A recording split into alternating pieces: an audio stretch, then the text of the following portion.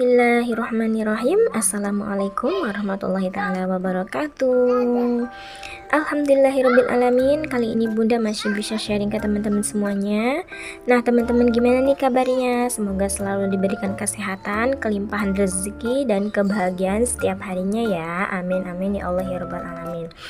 Nah, teman-teman, kali ini Bunda mau sharing kegiatan Bunda tipis-tipis, dan sekarang ini Bunda lagi di daerah Bogor, di rumah neneknya Arsyaka ataupun di rumahnya mamanya Bunda. Dan di sini pun masih asri banget teman-teman, masih dingin, apalagi kalau misalnya pada malam hari seperti itu. Dan kebetulan ini tuh masih pagi hari, jadi Arsyaka beserta Bunda belum mandi juga, jadi masih jalan-jalan pagi hari untuk melihat sekitaran kampung seperti itu. Dan di sini pun kebetulan juga di sini kampung atas ada yang mempunyai beberapa peliharaan banyak sekali, mulai dari kuda, kambing, sapi, domba, dan hewan-hewan ternak yang lainnya. Jadi alhamdulillah banget Saka juga bisa melihat-lihat dan tambah banyak belajar lagi dan tambah mengenal banyak binatang-binatang dan hewan-hewan ternak yang lainnya. Seperti itu. Dan alhamdulillah bocilnya itu happy banget ya teman-teman. Meskipun belum pada mandi, tetapi sudah pada diajak untuk melihat-lihat sekitaran kampung di rumah, karena kan kangen banget ya ketika emang kalau pulang kampung itu. Arsyaka pun jarang-jarang pulang kampung kalau emang ada rezeki lebih ataupun memang memang ada rezeki lebih ataupun kangen banget sama neneknya, ya pasti kita pulang gitu. Tapi ya seperti itu, kita harus menabung terlebih dahulu ketika emang mau untuk menemui neneknya ataupun ke rumah neneknya seperti itu. Dan seperti biasa ya teman-teman, karena kemarin Bunda habis ke rumah neneknya Syaka, nginap beberapa hari di sana, dan ini Bunda sudah pulang selang beberapa hari gitu, dan seperti biasa melakukan rutinitas lagi seperti biasanya sebagai ibu rumah tangga seperti itu. Dan Bunda seperti biasa mau beresin dulu yang isi rumahnya super duper berantakan dan berdebu karena ditinggal beberapa waktu.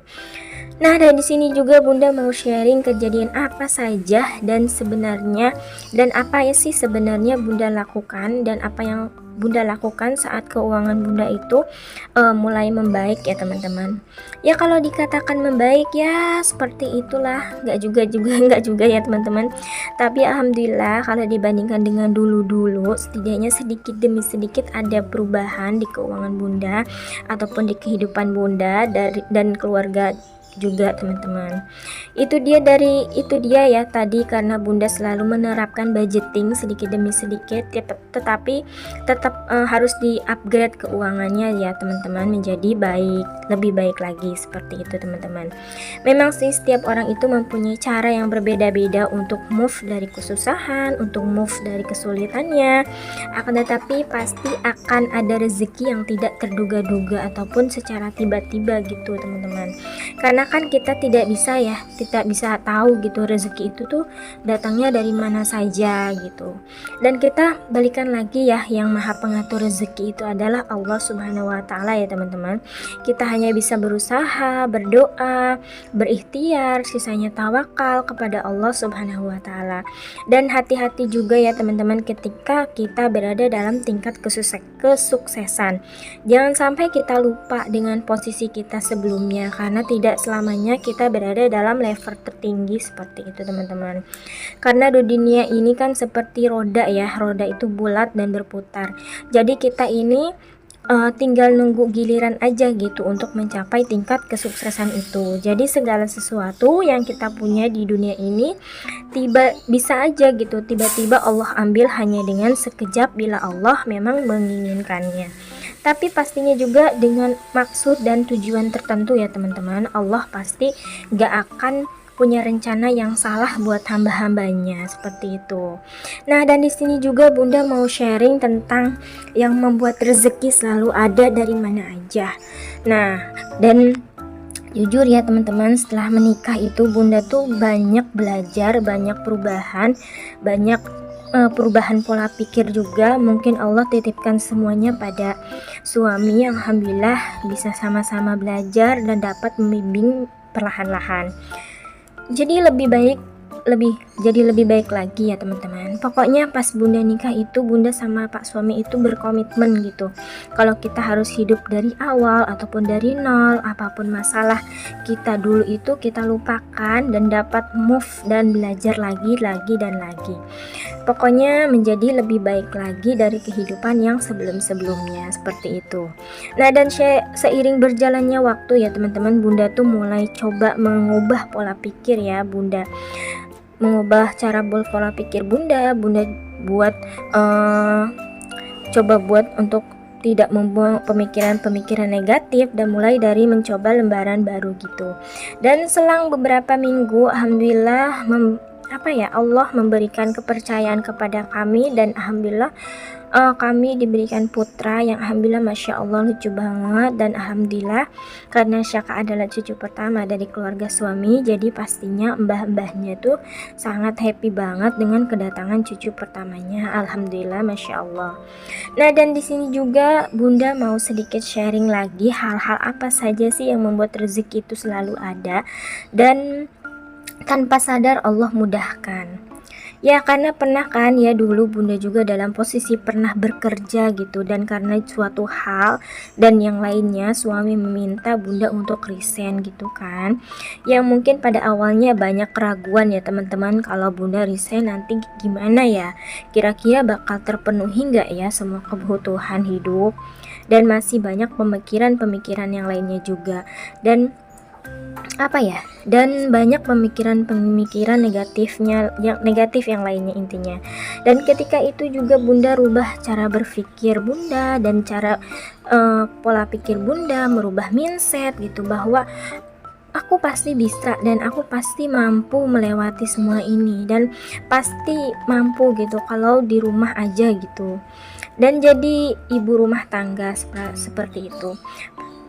Dan bunda juga menjadi ibu rumah tangga yang 100% gak punya penghasilan. Dan dari situ bunda resign dan benar-benar kerasa apa yang suami bunda dapetin itu. Benar-benar bunda nikmatin, benar-benar bunda syukuri, dan alhamdulillah gitu.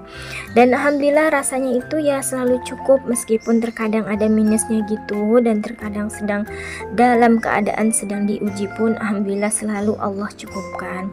Waktu suami kena tipu juga, dan sampai sekarang orangnya nggak tahu kemana, dan bunda sempat memakai uang jajan gajian bunda terakhir untuk makan sehari-hari, dan alhamdulillah cukup. Dan dari situ ada suatu pelajaran yang benar-benar membuat kita semakin banyak belajar dan menghadapi rumah tangga ini, seperti itu. Dan dari hikmah kejadian itu, baik itu suami maupun bunda, alhamdulillah kami lebih baik lagi, kami lebih dapat terbuka lagi soal keuangan rumah tangga, seperti itu. Nah, ketika itu hal yang bunda nggak dapetin selama ini adalah Allah mampukan bunda untuk merasakan ketenangan hidup, seperti itu. Dan dari situ juga Allah memberikan kepada bunda kemampuan untuk sedikit ketenangan hati, untuk selalu merasa cukup dan dapat mengambil hikmahnya di setiap kejadian seperti itu teman-teman. Dan sampai sekarang akhirnya terbuka banyak hidayah ya, khususnya pada kehidupan bunda sendiri beserta keluarga. Dan di situ bunda pikir ini adalah rezeki yang benar-benar rezeki yang sangat berharga ya, dan bunda yakini ini adalah rezeki yang paling tinggi dan berharga dalam hidup.